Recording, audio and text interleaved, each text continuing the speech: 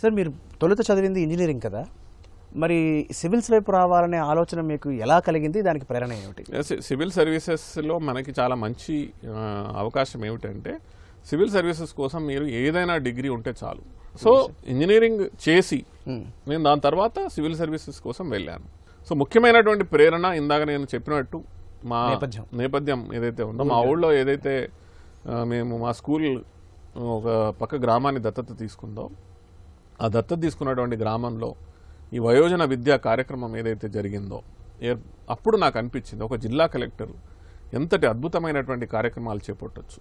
ప్రజా సంక్షేమము, ముఖ్యంగా ప్రజలలో మార్పు తీసుకురావడానికి ఒక ఐఏఎస్ అధికారిగా మనం ఇలాంటి పథకాలను ప్రవేశపెట్టి మార్పు అప్పుడు మెదడులో పడింది, నేను కూడా ఐఏఎస్ ఆఫీసర్ని అవుతా, నేను కూడా కలెక్టర్ని అవుతా, నేను కూడా ఇలాంటి మంచి పథకాలు తీసుకొచ్చి ప్రజల అన్న ఆలోచన అప్పుడు ఏదైతే వచ్చిందో అది కంటిన్యూ అయింది.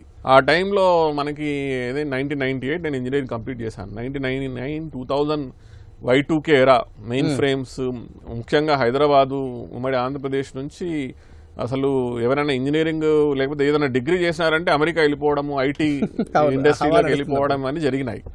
కానీ నేను మాత్రం సివిల్ సర్వీసెస్ లేదు, నేను సివిల్ సర్వీసెస్ అటే వెళ్తాను, నేను ఐఏఎస్ అవుతానని పట్టుబట్టి కూర్చొని మరీ సాధించుకున్నాను.